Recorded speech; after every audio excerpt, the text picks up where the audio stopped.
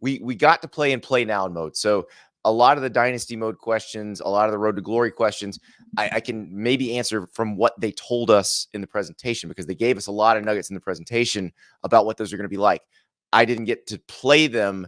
They were just letting us do the Play Now mode, but the game was mostly there. I think there were still some players that needed to be loaded in, still some plays that needed to be loaded in, but pretty much everything was there that's gonna ship in July. I say ship that you can download in July. All right, you know the vibes. And by the way, you know the vibes. Ben Hallmiller, who helps create this game, Florida State grad, told me that the Slack for the people who make Dynasty mode lit up when the Noles got left out of the college football playoff. Because remember, the committee will factor in to Dynasty mode and how they decide who gets in, how they decide who's left out. Now, it's not a 4-team, it's a 12-team playoff. And in fact, you will have gotten to play the 12-team playoff before it actually happens in Dynasty mode. But yeah, it's that he had a few choice words for the committee. But you asked, how loud do the crowds actually get? And is it truly impactful? The crowd is very loud. Now, how loud it is really depends on your audio setup, your TV, your speakers. Are you playing with headphones? I mean, a lot of guys are playing with headphones. If you are playing with headphones, you will get kind of a truly immersive sound. It is more what is happening and what you feel in the controller. The controller is shaking when you try to look at your matchups. You know, we all like to look at that screen beforehand where we see the routes that they're running and we see, you know, how they look against that particular defense. It's pretty significant. Like if it's not a play you're very familiar with, if you weren't paying attention when you chose your play, which receiver is going to be which button, if you're on the road, there may be a question mark over the receiver that you like, that you want to throw to. And you're going to have to remember what button that is. So it's a little tricky. And they wanted that to be a big deal. They wanted home field advantage to be a massive deal. So in the time I was playing, I tried to play at as many really kind of home field advantage type stadiums as I could. I played at Penn State. I played at the Swamp. I played at Iowa. I played at Clemson. And yeah, the crowd really gets into it. And it is significant. It is difficult to operate your offense. Audibles are tough. And you'll see like they have animations of the quarterback trying to say stuff, and like you'll see an offensive lineman look back and be like, "Huh?" It's pretty impressive. Joseph says, "How's the equipment look?" They've done a good job scanning all this stuff in. They actually showed us how they do it, and it's pretty incredible. So they have this device at the EA Studios in Orlando that it shoots a bunch of lasers. Essentially, it's a sphere that has what looks like all these mirrors over it, and it actually has it can shoot these lasers at different things. And so you grip it. It has like a pistol grip inside the sphere. You grip it. There's a trigger. When you press the trigger, it will start mapping whatever object you're pointing it at. And if you've ever done Invisalign, they do this with your teeth now, a much more rudimentary version of it, where they'll map your teeth rather than do all the x-rays. So this device they have comes from the aerospace industry, and I believe it helps them fabricate different parts within planes and missiles and all of that stuff. We asked them how much it costs. They would not tell us, but it is significant how much it costs. So what they showed, the example they had for us, you're in this room and there's a monitor that shows whatever you're mapping. And they had a foot, like a mannequin lower leg and foot, and they had a football cleat on the foot. And so they take this device, they pull the trigger, and they move it around the shoe. And on the screen comes a perfectly rendered version of that shoe. Every little contour in the material is visible on the screen. And then you can rotate it 360 degrees. You can turn it whatever direction you want. And it's that shoe. Like it just appeared on the screen in seconds. And so that's what they did with all of the uniforms. And so if you wear Nike jerseys and your jerseys are perforated in a certain way, they're going to be perforated that way in the game. And there's a lot more uniform combinations, obviously, in the college football game than in Madden, because they don't even have, like, what one of the designers said, like, what is Oklahoma State's home uniform? They don't wear the same combo twice. So you can be very customizable in Oregon, Oklahoma State, TCU, those teams that do mix it up quite a bit.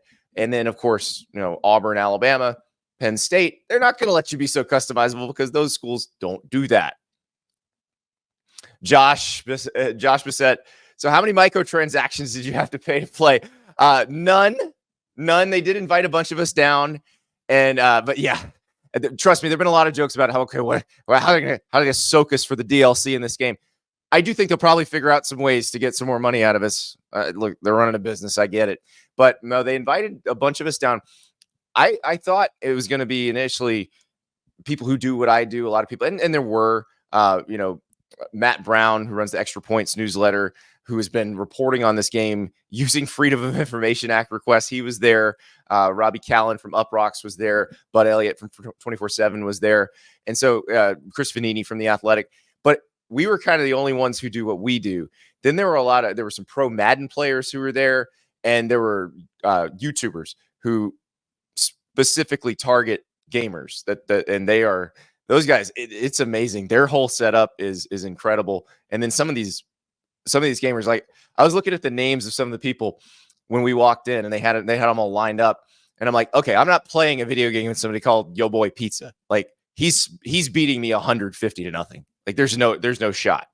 So it was very fun. It was interesting seeing their world versus our world. And this game is a big deal in their world too. Justice says, is gameplay smooth? Are you some things you feel like they can do better before release? The gameplay is very smooth. Now, when I played as Wake Forest, because I wanted to see the walking mesh. I wanted to see the slow mesh from Wake Forest because they say it's going to be in the game. I talked to some of the folks who designed the playbooks. They said that part's not in there yet, and they're still working on some of the timing on read option mesh in general. So I do want to see maybe a little bit more time before I have to make the pull decision as the quarterback to read that unblocked defender. I don't know if they're going to be able to accurately portray that Wake Forest mesh in this version of the game.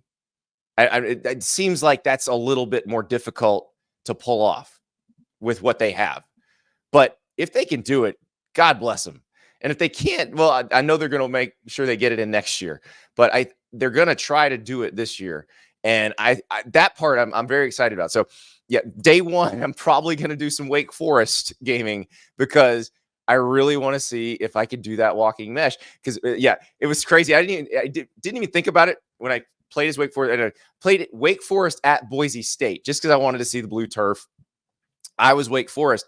And as soon as my offense takes the field, I realized, oh my God, I just brought Hank Bachmeier back to Boise State. Like, can you imagine the crowd reaction to Hank Bachmeier at Boise State?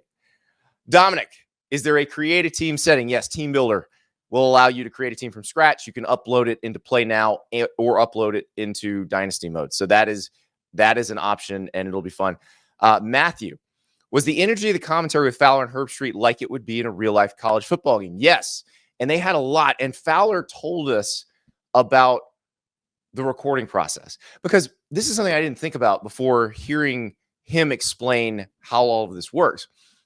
Yeah, remember, you're not just calling a touchdown. Like, yes, 134 teams. He did say, touchdown, Kennesaw State, touchdown, Duke.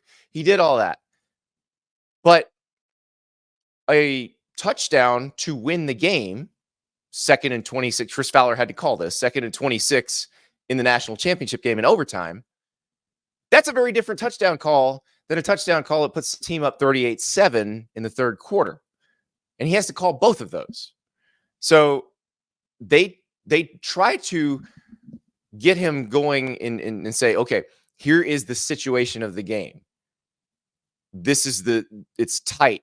This touchdown puts a team ahead in the fourth quarter. This touchdown helps a team get within one possession. So now they've got an onside kick it. And so that helps him level up the intensity, figure out where he needs to be voice-wise. Also, what I thought was interesting, he explained those touchdown calls. Because you gotta really get in touchdown, and you know how Chris does it. Touchdown. He said there were a lot of, kind of 3rd and 2 calls that they would do in between those touchdown calls. Because if you had to do just 80 touchdown calls in a row, your voice wouldn't make it through half of that.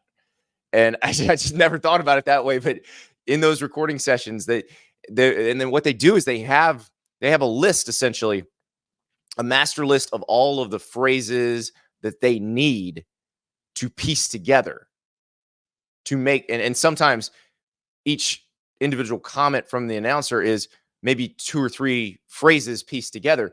Well, they have a master list of all those. And when they were doing the recording sessions, they'd have somebody who's got a checklist, who's just saying, okay, that one's good. That one's good. Need you a little more intense on that one. Need you a little less intense on that one. Boom, boom, boom.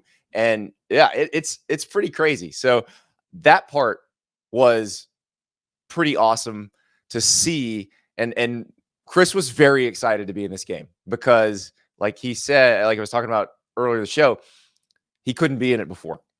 Kirk could, but Chris couldn't, just because of the way their contracts work with ESPN. So he is very, very excited. Joseph says, Dynasty, got to do Wake or UNC, maybe Charlotte, Sunbelt team. Listen, I'm going Louisiana Monroe with my first Dynasty team because General Booty, that's the school he picked. So I decided that is going to be my team. I very much enjoyed playing as UNLV. I took UNLV to Clemson because I wanted to play in the go-go offense. Now, look, did my offense just dominate Clemson's defense in the time I played it? Not exactly, but it was a lot of fun. Like if you're playing as UNLV, if you're playing as Liberty, those 2 offenses that use a lot of option principles, like go find the 2-back personnel groupings, run a lot of those plays, have some fun with that because that's what they do a lot of in real life, and it's pretty spectacular. So, but I'm excited to see Bryant Vincent's offense, but with me as the coach and General Booty running the show. And we'll see if we can we take Louisiana Monroe to the national title? Am I going to have to leave for a better job? Who knows? Who knows? Christopher Jordan, going to be Auburn in the Dynasty mode. That's a solid choice. You get to watch that War Eagle flight, which is pretty cool.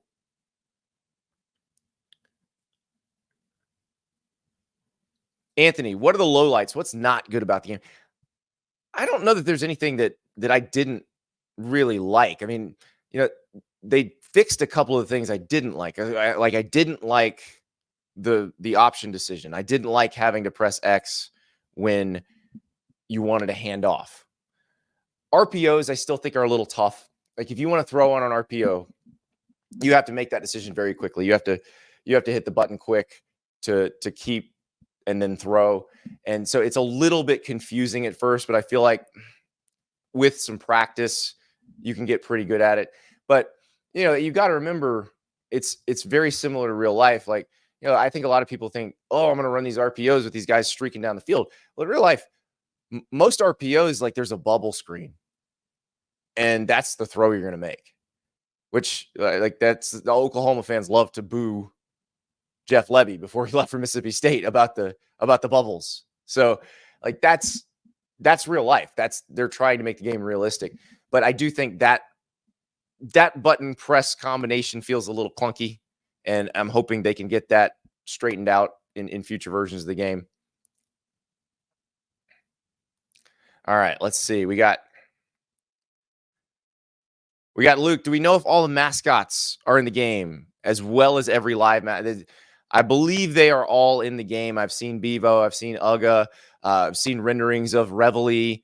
I believe all of them are in the game. And then, like, if you're Colorado, I did play a game at Colorado at Folsom Field, so I could see the Ralphie run, and it's very cool. But Chip, which is the costume mascot, is also in there. So, yeah, I believe all of them are in there. Sanders, good question. Do the bands play more than just fight songs? Yes. They play a lot of the same songs they play during the games. Now, it's not all of the songs that you'd want. I saw somebody in the chat a few minutes ago mentioned, they've got Zombie Nation for Penn State. A lot of schools use Zombie Nation by Kern Craft 400. So, or I guess it's Kern Craft 400 and the group is Zombie Nation. But a lot of schools use that song, so they license that song. Song licensing can get expensive. Like Florida plays I Won't Back Down between the third and fourth quarters after they play We Are the Boys of Old Florida. Now, We Are the Boys of Old Florida, old song, public domain, no problem. I Won't Back Down, very much copyrighted. They're the only one that uses it. So that's kind of hard to justify.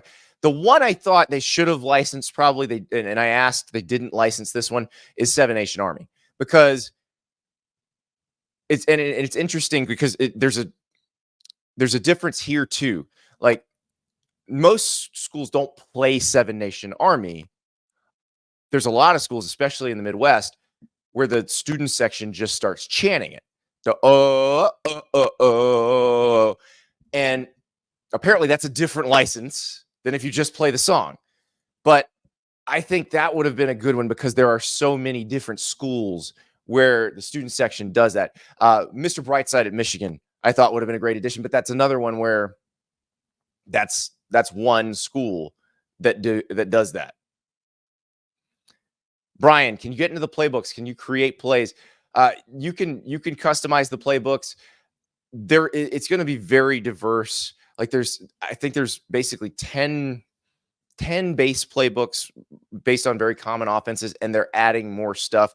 What they want to add, and I think this will be great, and this is something that you can do a lot easier now than you could when the game was there before.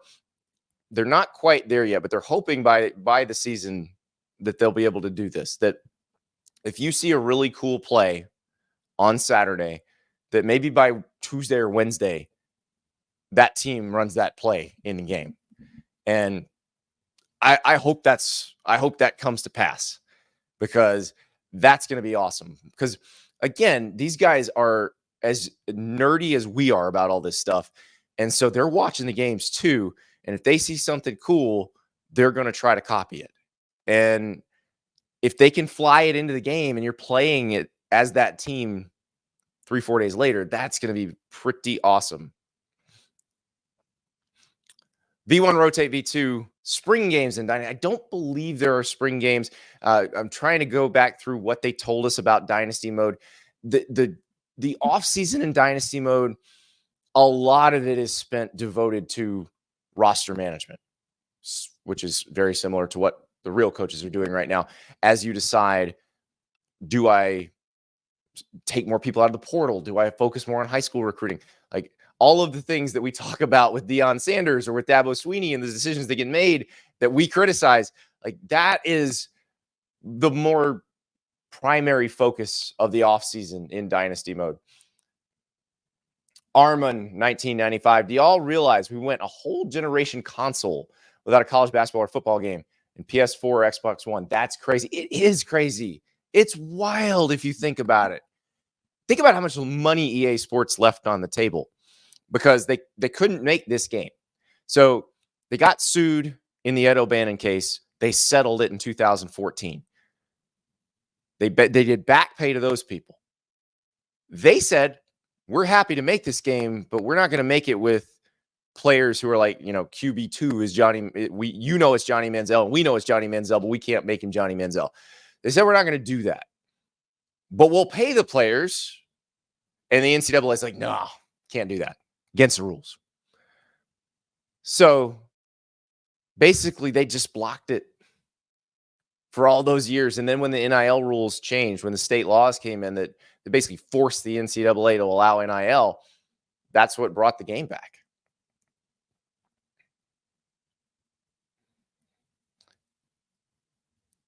Kahan, is Dixieland Delight in the game when you play at Bryant Denny? That's another one. They only play it really at one place, unless Tennessee's trying to troll them after they beat them. So they did not. The song licensing piece of it will be interesting going forward, because talking to the folks who make the game, it's a pretty significant expense. And I mentioned that earlier, where they have to license the stadiums as well. So that's why you're not going to see Northwestern playing games at Wrigley which they are actually doing in real life. But Wrigley Field, they don't have the license for. The stadium in Dublin, where Florida State's going to play Georgia Tech, they don't have a license for that. But they do have a license for most of the stadium, or all of the stadiums that the bowl games are going to be in. So you play the Cotton Bowl at Jerry World, you play at Hard Rock Stadium. I almost called it Pro Player. I almost called it Joe Robbie Stadium. But you play at Hard Rock Stadium if you're playing in the Orange Bowl, Mercedes-Benz if you're playing in the Peach Bowl. So they do have some neutral site stadiums. If you play the Florida Georgia game, then you're going to be playing in Jacksonville. It's a lot of fun. Swamp MD, did you play as the Gators? I did. I wanted to see how crazy that Swamp crowd could get, but I did actually control the Gators in that one. I think they're a little high on Graham Mertz. I think they like Graham Mertz, which is crazy because Ben, the guy I mentioned earlier, he's a Seminole. But it sounds like seemed like, as I was playing as them, that they made Graham Mertz all right. They made Montrell Johnson very good. I think if you play as Florida, you probably you may try to have a little bit of a ground-based attack. I tried to get the ball to Eugene Wilson III to see exactly what he could do, but it's one of those things where it was hard to get deep into a lot of games because I wanted to see so many teams. I want to see so many different things. Like I had to play a game at Iowa so I could see the Iowa wave. So I had to get through one quarter at Iowa to see what the wave looked like. And it was awesome. Like I remember seeing it in the trailer and going, they did it. They put that in the game. If they put that in the game, they've put everything in the game.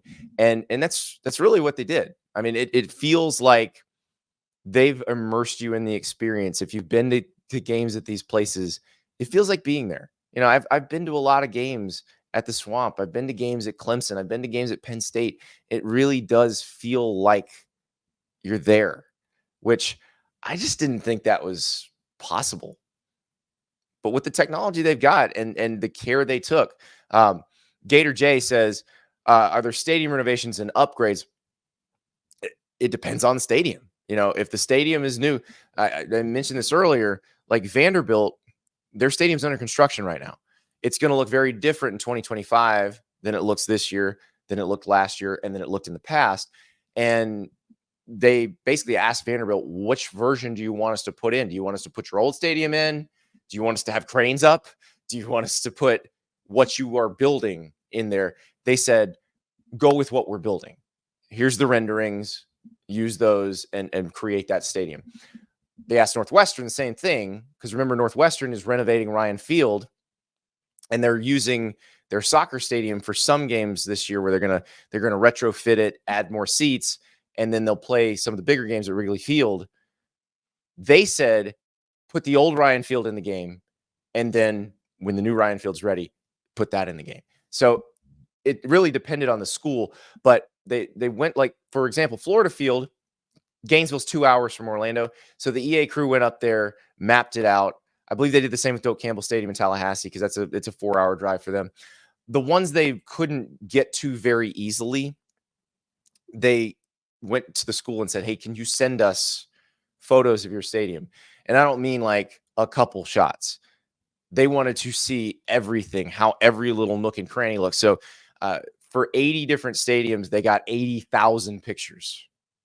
And so they were recreating. And like Clemson did a really cool thing where they had people numbering every location, and then they sent a map to say, okay, here's where this is in the stadium. And so they could use the corresponding numbers to essentially recreate it. And yeah, a lot of care went into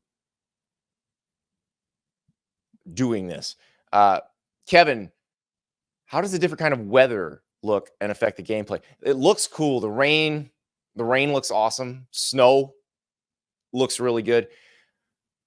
I didn't feel like it affected the game. Like I would like to see the rain affect the gameplay probably a little more, but I don't.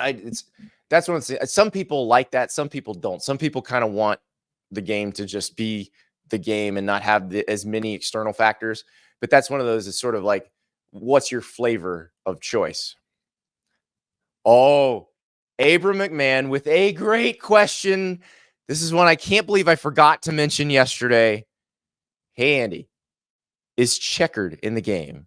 And how good did it look running through the tee and hearing Rocky Top? Okay, you definitely hear Rocky Top. You definitely run through the tee.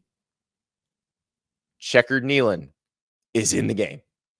Now, I did not see it because it is dependent on the situation, how special the game is, how where it falls in the season.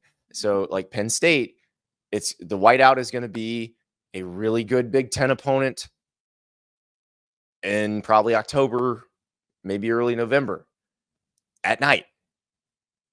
So I didn't see the whiteout, but it's there. If your school does stripe the stadium, like Iowa has done stripe the stadium, they'll do stripe the stadium. Obviously, the coolest one of these, though, is checker Neyland, where you know how the end zones look at Tennessee. They've got the checkerboard pattern. You've seen this. They've done it a few times where they tell, if you're sitting in these seats, wear orange. If you're sitting in these seats, wear white.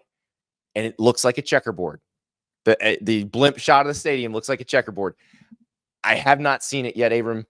I'm so excited about that one. That's one I feel like I got to play a whole season of Tennessee just to make sure I see that. Kai asked, what's the kicking mechanic like? They've changed it this year. So, before it was if you were playing Madden recently, you'd have it goes up to get your power, comes back down to get your accuracy. Now you've got this arrow that's going wow, wow, wow, wow, wow, wow, wow, wow. And you've got to, depending on the situation, like if it's a game-winning field goal or you're on the road in a hostile environment, that thing may go, or it may be going, and then you hold for your power meter. So you've got to get it where it's going straight, and then the power meter, you want to get it to into that sweet spot because you don't want to overdo it or underdo it. But yeah, it's very situation dependent how fast that thing is moving. And yeah, if you are on the road, I didn't, again, because I was trying to play as so many teams, I didn't get into a fourth quarter situation where it came down to a game-winning kick. But I can imagine what that thing looks like if you were trying to make a game-winning kick at, say, LSU. Like, it's going to be going. It will be challenging, to say the least.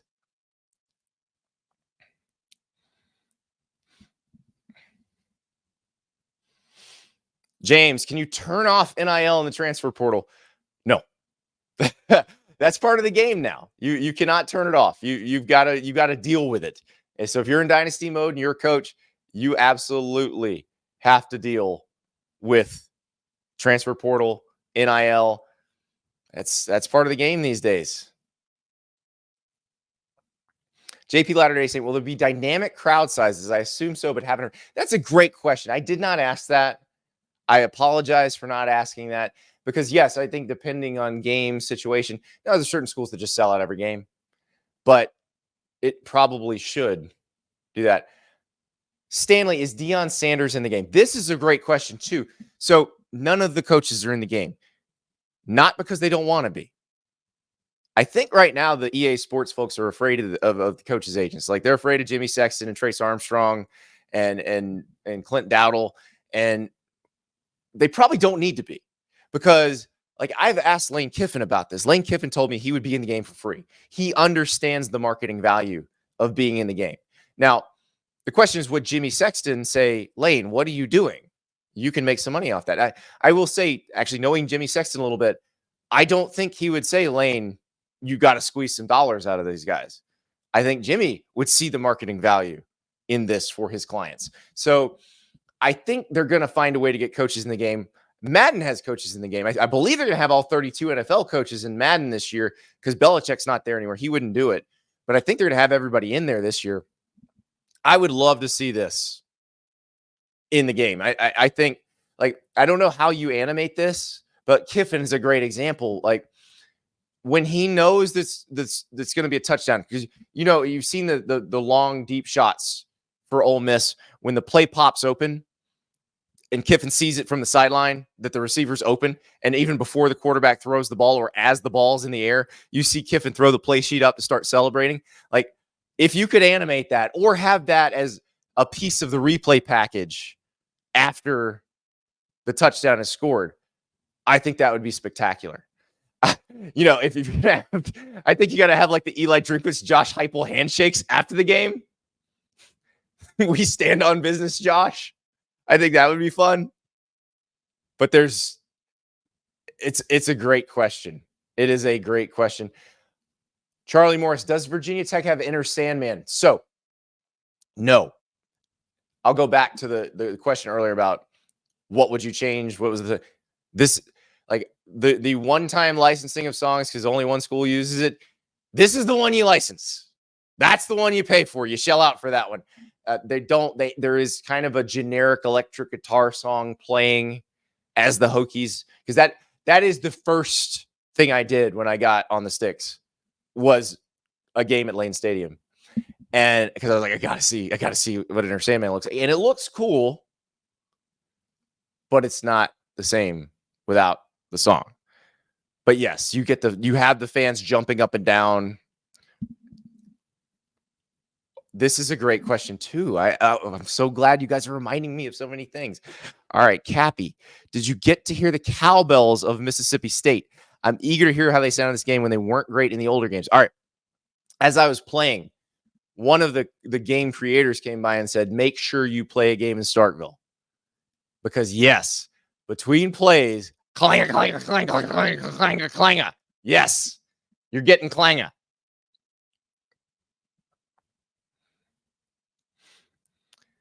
Edward, for Team Builder, can you have more than home and away jerseys, like alternate jerseys?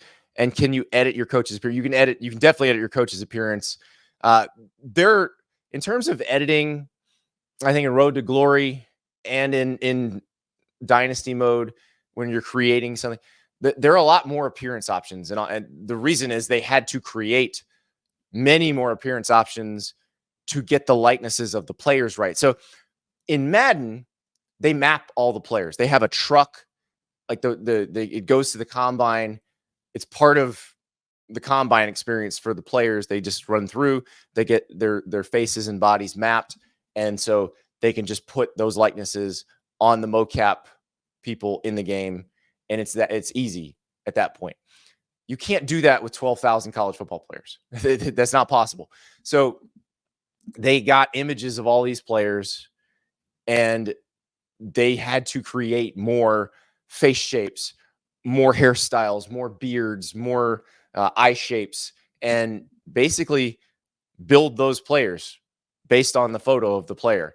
And they showed us a bunch of side-by-sides of here's the actual person's mugshot, and here is the player in the game. And they did a pretty good job. Like, they're pretty good. None of these are going to look like the Cristiano Ronaldo statue. You guys, Google it if you've never seen it. They look like themselves, but it also forced them to create more options in terms of appearance. Braden Gaines, when will the player ratings release? That's a great question too.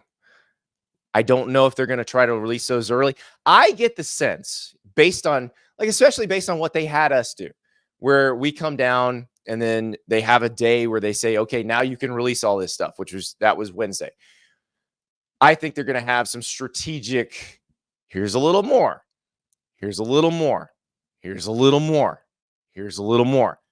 I think we're going to get a lot of that between now and July. So I wouldn't be shocked if that was around. Jason, NCAA 14 had custom stadium sounds. I'm not sure exactly what you mean by this. If you mean, do they do the chants that they do in the actual stadium? Yes. Like the da-da-da-da-da, Go Gators at Florida, they do that. And they put the word, like, multiple schools send in multiple different things that they do during the game. And as long as there wasn't a copyrighted song involved, they would do it. Dwayne, does the crowd rush the field after an upset? That is a great question. I don't know. I do not know the answer to that. It's interesting because, like, the SEC is dead, very much against crowd storming. They fine the schools for it. So because those schools are in the game and they're licensed with the game, I don't know. I do need to find that one out. And I'm sorry that I couldn't do that. Do they play neck at LSU? No, they do not play. That said, they do play neck elsewhere.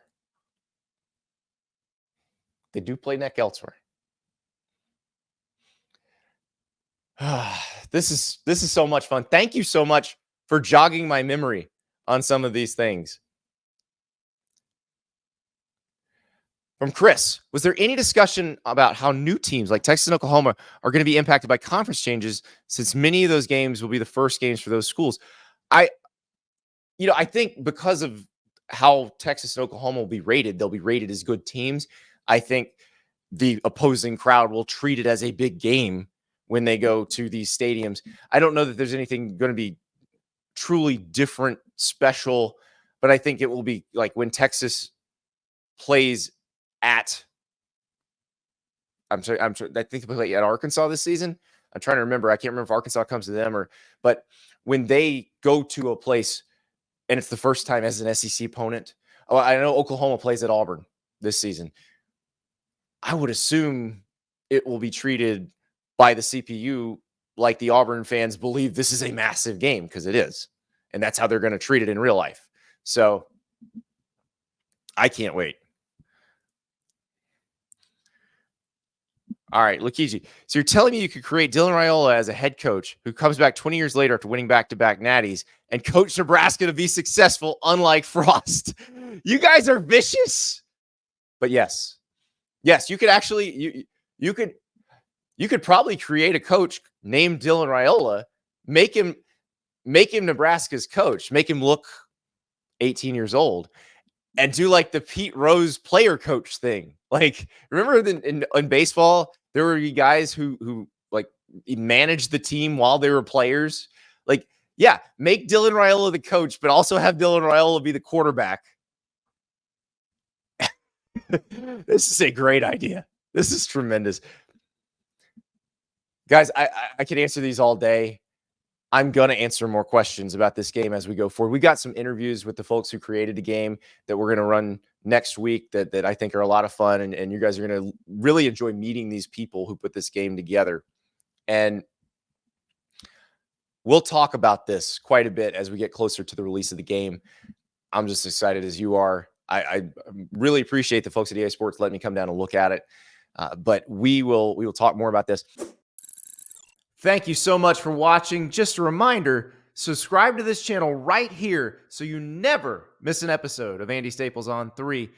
And oh, by the way, watch all the other great videos on the On3 Sports YouTube channel.